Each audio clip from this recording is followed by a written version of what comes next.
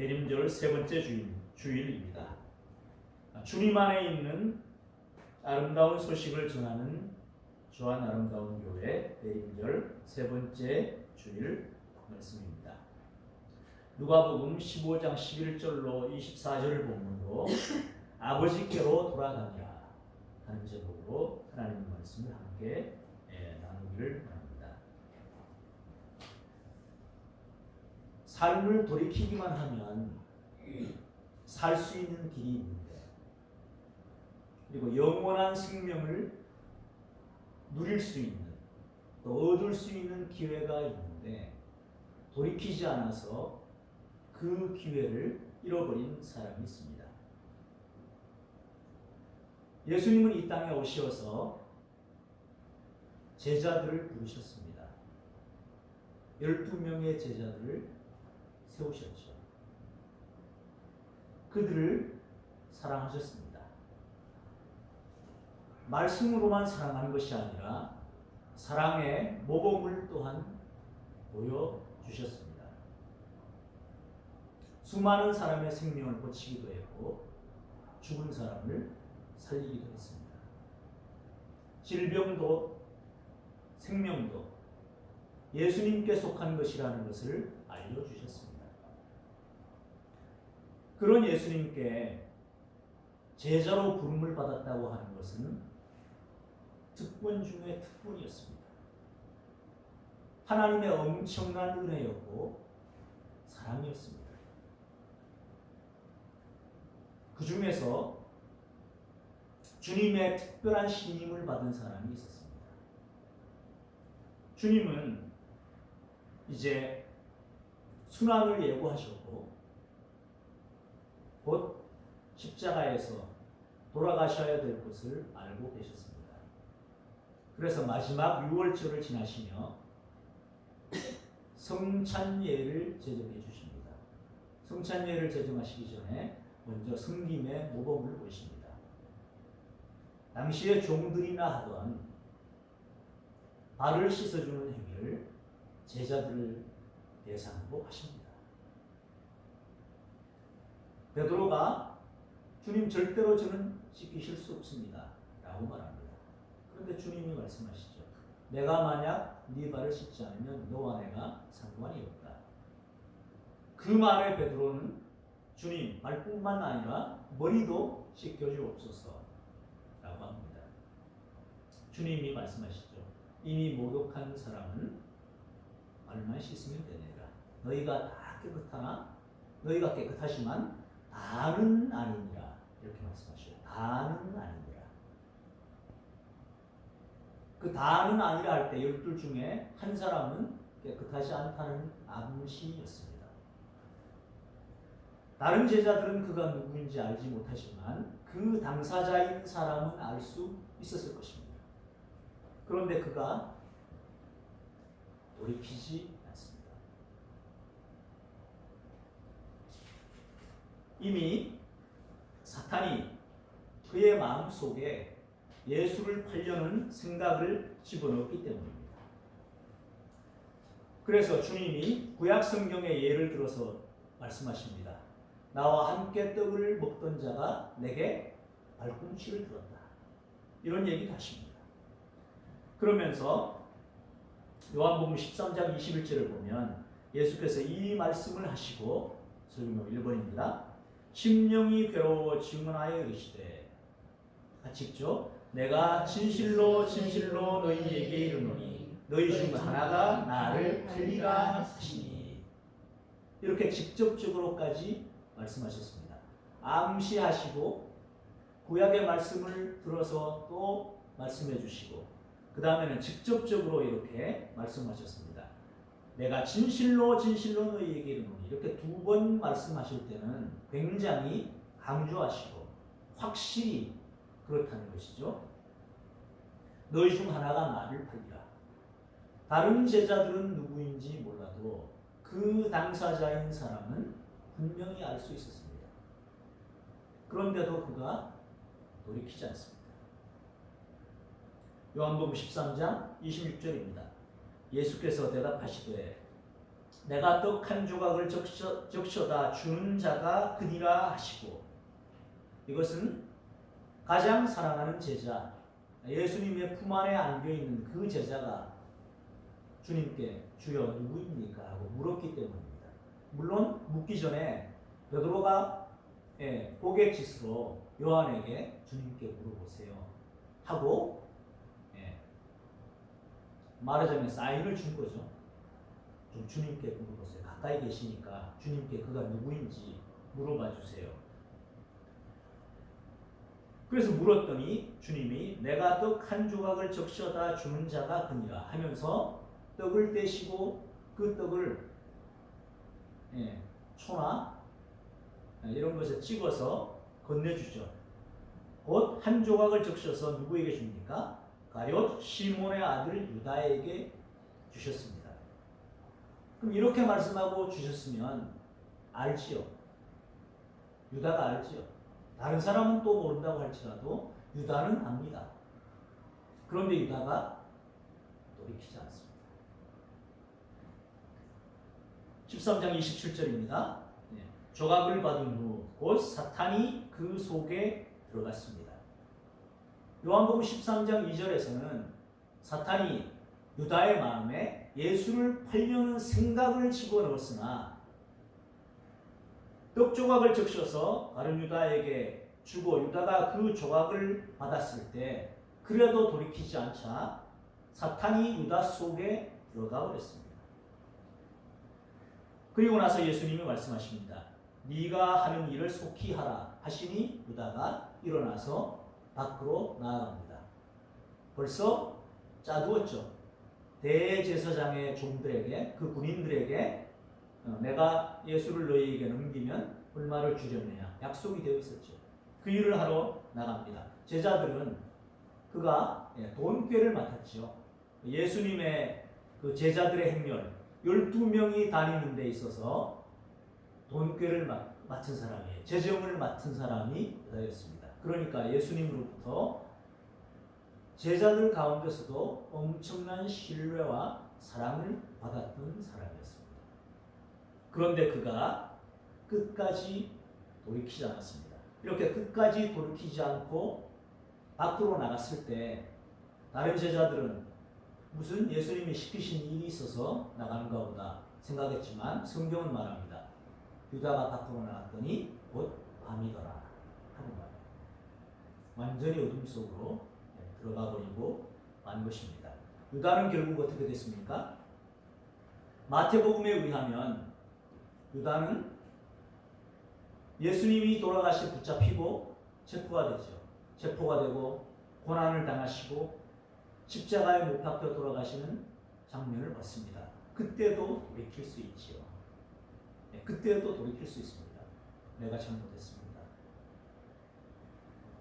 그런데 유다는 돌이키지 않습니다. 후회합니다. 후회는 합니다. 후회는 하지만 돌이키지는 않았습니다. 그러면서 스스로 목매어 죽습니다. 마태복음에는 그렇게 표현되어 있습니다. 사도행전은 어떻게 되었을까요? 그가 배가 터져서 창자가 다 흘러나왔다. 그렇게 죽었다고 묘사하고 있습니다.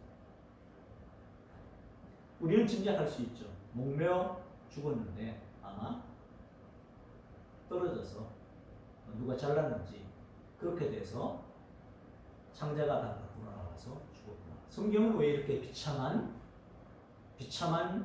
비참하게 유다의 죽음을 묘사하고 있습니까? 끝까지 돌이키지 않는 예수님의 가장 사랑을 받았던, 그리고 주님은 자기 제자들을 사랑하시되 끝까지 사랑하셨는데 그 사랑을 끝내 외면하고 돌이키지 않았던 사람이 어떤 말로를 가게 되었는지 성경은 분명하게 우리에게 말해주고 있습니다. 자, 돌이킨다는 것은 무엇일까요? 돌이키는 것은 잘못된 행동이나 마음가짐을 바로잡는 것입니다. 우리가 살아가다 보면 잘못된 행동을 할 때가 있죠. 또 마음을 잘못 먹을 때도 있습니다. 그때에 그것을 바로잡아서 방향을 바꾸어 다시 올바른 길로 나아가는 것을 의미합니다. 내 마음이 잘못된 방향을 향했을 때 그 마음을 바로잡아서 올바른 길로 나아가는 것을 말하고, 또 잘못된 행동을 할 때에 그 행동을 방향을 바꾸어서 올바른 길로 나아가는 것을 돌이키는 것이라고 말합니다. 기독교에서는 회개라고 하죠. 회개. 유교에서 공자는 화살을 쏘았거든요. 활시위를 당겨서 화살을 쏘았는데 잘 맞지 않는 거예요. 그때 활이 잘못되었나? 또 화살에 문제가 있나 생각하지 않았고, 자신에게 어떤 문제가 있는 것은 아닌가 자신을 살펴봤습니다. 그것도 일반적인 의미에서 돌이키는 것이라고 말할 수 있습니다. 돌이키는 것은 그런 의미에서 단순한 후회가 아니라 자기 성찰이 있어야 합니다. 자기 성찰과 변화의 의지를 바탕으로 한 새로운 출발을 말합니다. 나를 돌아보고 이래서는 안 되겠다. 뭔가 좋은 방향으로 변화가 있어야 되겠구나 하고 생각을 하고 새롭게 출발하는 것. 그것을 돌이키는 것이라고 말할 수 있습니다. 가룟 유다처럼 그렇게 되어서는 안 될 것입니다. 오늘 본문 말씀에 보면 두 아들이 등장을 하죠. 그리고 아버지가 나옵니다. 이 누가복음 15장은 잃어버린 것들에 대한 이야기입니다. 제일 처음에는 어떤 사람에게 양 100마리가 있었는데 한 마리를 잊어버린 거예요. 그럴 때 그 주인이 99마리를 두고 잃어버린 한 마리를 찾아서 헤매다가 찾았습니다. 찾아서 돌아오면 기뻐하고 즐거워하지 않겠느냐. 잔치를 열어서 마을 사람들을 불러다 잔치하면서 기뻐하고 즐거워하지 않겠느냐 하는 이야기를 하고, 두 번째는 어떤 여인에게 10드라크마가 있었는데 드라크마 하나를 잊어버린 거예요. 동전 하나를 잃어버렸습니다. 그때 방 구석구석을 찾다가 발견했습니다. 그때도 역시 지인들을 초청해서 잔치를 하면서 내가 잃어버렸다가 찾은 드라크마다 하면서 기뻐하고 즐거워한다는 내용이에요. 그런 의미에서 이 탕자의 비유라고도 알려져 있습니다만 사실은 아버지의 마음이라고 할 수 있습니다. 아버지의 마음. 아들을 잃어버렸다가 다시 찾은 아버지의 마음. 잃어버린 것들의 시리즈이기 때문에 그렇게 보는 것이 합당한 것입니다. 곧 하나님 아버지의 마음을 이 두 아들의 아버지를 통해서 우리에게 알려주고 있는 것입니다. 어떤 사람에게 하나님이죠. 두 아들이 있었습니다. 근데 둘째가 아버지에게 말합니다. 재산 중에서 내게 돌아올 분깃을 내게 주소서라고 말합니다. 지금 우리나라도 비슷합니다만 원래 상속은 미리 작성을 해놓더라도 비상속자, 상속을 주는 분이에요. 비상속자가 돌아가신 후에 이루어지는 상속이 개시가 되죠. 그런데 지금 미리 달라는 거예요. 이것은 엄청난 불효입니다. 살아계신데 지금 재산을 먼저 달라는 거예요. 자기 몫을 달라는 거예요. 이 요구도 불효 막심한 요구입니다. 그래서 그런데 이 아버지가 나눠줍니다. 여기 보면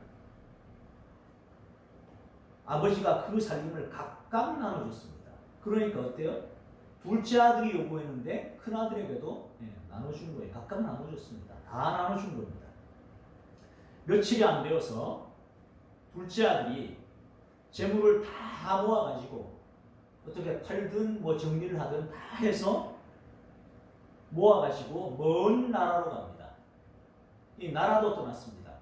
아버지가 속해 있는 나라가 아니니 유대인의 관점에서 보면 이방 나라로 간 겁니다. 먼 나라로, 하나님을 알지도 못하는 그 나라, 관습이 다르고 문화가 다른 그 이방 나라로 한 것입니다. 거기서 허랑방탕합니다.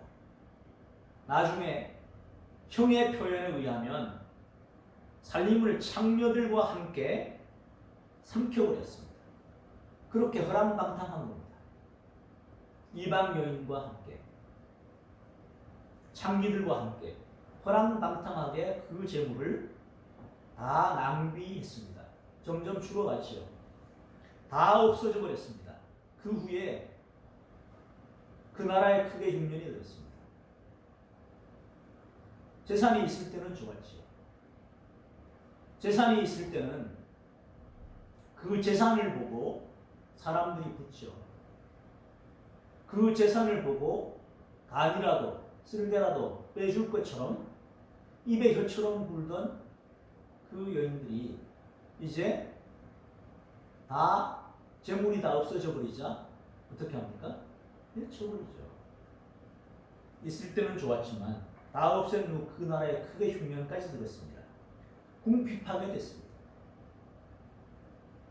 그래서 갑니다. 가서 그 나라 백성, 이방 백성 중에 한 사람에게 붙여 삽니다. 저를 좀 써주십시오 해서 이렇게 붙여서 살게 됐습니다. 그래서 그럼 어떤 일이라도 할 수 있느냐? 그렇다고 하죠. 그랬더니 들로 보내서 돼지를 치게 합니다. 유대인들이 가장 혐오하거나 싫어하는 짐승이 돼지거든요. 그 돼지 치는 일을 하는 거예요. 살기 위해서 호구지책으로 돼지를 치는 일까지도 마다하지 않고 할 수밖에 없었습니다. 그런데 그 돼지가 먹는, 사람이 먹는 것도 아니에요. 돼지가 먹는 주용 열매로 배를 채우고자 했으나 주은 자가 없었습니다. 그것마저도 마음껏 먹을 수도 없었습니다. 그 다음이 중요합니다. 17절에 이에 스스로 돌이켜, 이것이 중요하죠. 가룟 유다는 스스로 돌이키지 않아서 영원한 멸망으로 수많은 기회를 주님이 주셨지만 그 기회를 끝까지 돌이키지 않았을 때 그는 영원한 멸망으로 이를 수밖에 없었습니다. 그러나 오늘 본문에 등장하는 이 둘째 아들은 줄이고 주용 열매를 먹으면서도 좀 고픈 배를 채우고자 했으나 그것마저도 풍족하게 먹을 수 없었을 때 스스로 돌이킵니다. 그리고 말합니다. 아직은 이 사람 마음의 생각이에요. 스스로 돌이킵니다. 내 아버지에게는 양식이 풍족한 품꾼이 얼마나 많은가. 나는 여기서 줄여주는구나. 우리 아버지 집에는 종들도 품꾼들도 양식을 풍족하게 먹는데 나는 아버지 떠나서 여기 와서 여기서 줄여주는구나. 아버지 품도 아니고 이방 나라에서 이렇게 비참하게 내 생을 마감하고 마는구나. 그러면서 결심하죠. 내가 일어나 아버지께 가서 말하겠다. 내가 뭐 자랑할 것도 하나도 없고 아버지 앞에 선다고 하는 것이 부끄럽지만 너무 죄송하지만 일어나서 아버지께 가서 말해야지. 아버지, 내가 하늘과 아버지께 죄를 지었습니다. 그래서 이제는 지금부터는 아버지의 아들이라 일컬음을 감당하지 못하겠습니다. 나를 품꾼의 하나로 보소서 하리라. 품꾼으로라도 나를 써달라고 그러리라. 내가 아버지 살아계시는데 아버지 재산을 달라고 그래서 그 재산을 받아가지고 외국 나가서 뭔가 잘 살 수 있을 것처럼 살았고 이렇게 했는데 아버지께 막심한 불효를 지었고 이제는 아버지 볼 면목도 없고 가서 아들이라고 말하기도 정말로 죄송하니 품꾼의 하나로 써주십시오 하고 가겠다는 거예요. 결심을 했습니다. 그 다음에 20절이 또 중요하죠. 마음의 결심만 하는 것이 아니라 결심하고 이렇게 말하리라 하고는 어떻게 합니까? 이에 일어나서 아버지께로 돌아가니라. 할렐루야죠. 결심하고 바로 일어나서 아버지께로 돌아갑니다. 이것이 가룟 유다와 다른 점입니다. 가룟 유다는 수많은 기회가 주어졌지만 끝까지 외면하고 돌이키지 않았습니다. 그래서 멸망당했습니다. 그러나 오늘 본문에 등장하는 이 아들은 일어나서 아버지께로 갑니다. 아직도 거리가 멀어요. 거리가 먼데 아버지가 그를 보고 치근히 여겨서 달려가서 목을 안고 입을 맞춥니다. 거리가 먼데 어떻게 알아봐요? 아버지가 어떻게 하고 계셨던 거예요? 아버지가 기다리고 계셨습니다. 짐당한 아들을. 아들은 돈 있을 때, 돈 쓸 때 아버지 생각 못하고 자기 혼자서 아버지 생각 다 잊어버리고 자기 이익을 위해서 그렇게 살았지만 그 아들이 아버지를 떠나서 먼 나라에 간 그 순간부터 아버지는 한시도 아들을 잊어버린 적이 없었습니다. 날마다 기다리시는 거예요. 거리가 멉니다. 그런데 아버지가 알아봅니다. 달려갑니다. 치근히 여기고 그동안에 내 재산 먼저 달라 그래서 가지고 간 이 불효막심한 놈, 아버지에게는 그 생각이 없습니다. 치근히 여깁니다. 불쌍히 여깁니다. 달려가서 목을 안고 입을 맞춥니다. 아버지에게 더 이상 과거의 어떤 것은 문제가 되지 않습니다. 과거의 아들이 불효막심한 것, 아버지에게 못할 짓을 한 것, 아버지는 더 이상 그것이 중요하지 않습니다. 아들이 말합니다. 아들은 그것이 있습니다. 아들은 말합니다. 아버지, 내가 하늘과 아버지께 죄를 지었습니다. 지금부터는 아버지의 아들이라 일컬음을 감당하지 못하겠나이다 합니다. 나를 품꾼의 하나로 써주소서 이렇게 말합니다. 그런데 아버지가 이 말에 어떻게 반응하셨을까요? 아무런 대꾸하지 않습니다. 벌써 그 말이 나왔을 때 아버지 마음에 어떤 마음이 들었을까요? 됐다. 그거 중요하지 않다. 아무 말씀 안 하셔요. 오히려 종들에게 말합니다. 종들에게 하는 말로 아버지의 마음이 표현됩니다. 제일 좋은 옷을 내어다가 입히고 손에 가락지 끼우고 발에 신신겨라. 제일 좋은 거 내어다가 입히고 손에 가락지 끼우고 발에 신발 신겨라. 그리고 살찐 송아지를 끌어다가 잡으라. 우리가 먹고 즐기자. 잔치가 벌어집니다. 이 내 아들은 죽었다가 다시 살아났으며 내가 잃었다가 다시 얻었노라 하고 즐거워합니다. 이렇게 잃어버렸다가 다시 찾은 어린 양, 잃어버렸다가 다시 찾은 드라크마, 잃어버렸다가 다시 얻은 아들, 즐거워합니다. 이것이 하나님 아버지의 마음입니다. 하나님 아버지의 마음을 우리가 깊이 깨달았으면 좋겠습니다. 대림절 세 번째 주간입니다. 오늘 우리는 어떻습니까? 하나님의 마음을 잊어버리고 살 때가 많습니다.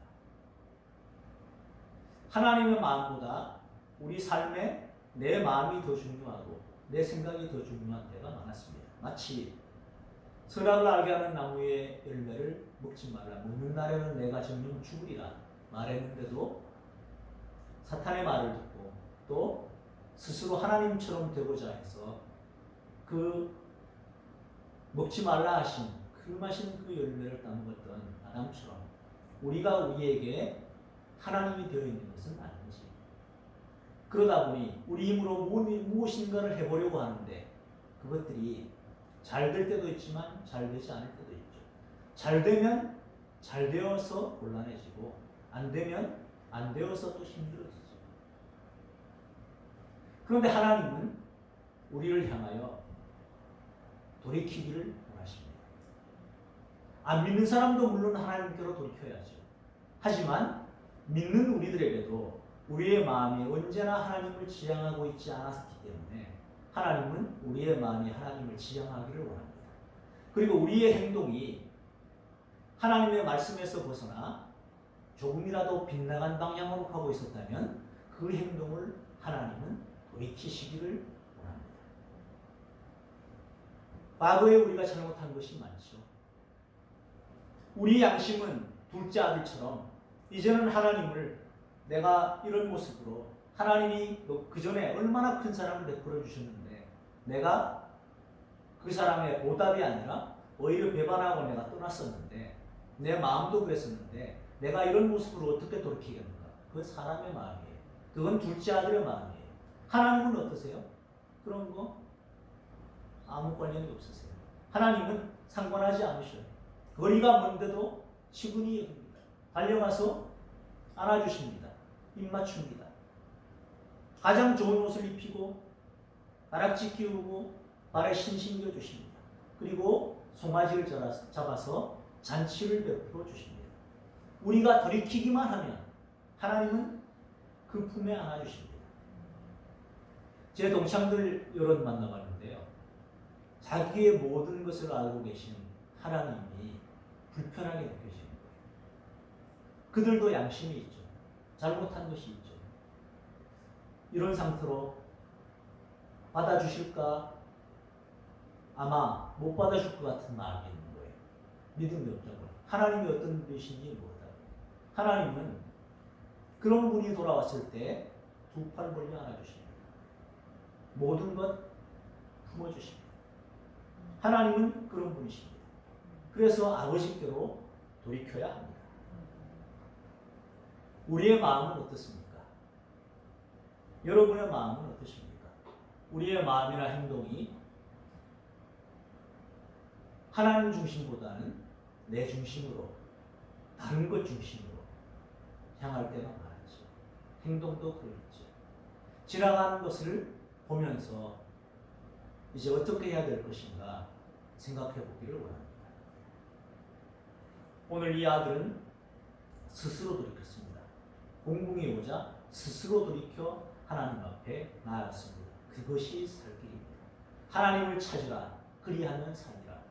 아모스 선지자의 이 외침이 오늘 우리를 향한 하나님의 말씀이고, 누구든지 하나님께로 돌아오기만 하면 그 넓은 사랑으로, 그 넓은 품에 안아주시고 과거를 묻지 않으시고 잔치를 베풀어 주시는 하나님입니다. 그 하나님 안에서 하나님의 잔치를 베풀어 주심으로 그 안에서 함께 누리며 살아가는 저와 여러분의 삶이 되기를 예수 그리스도 이름으로 축복합니다.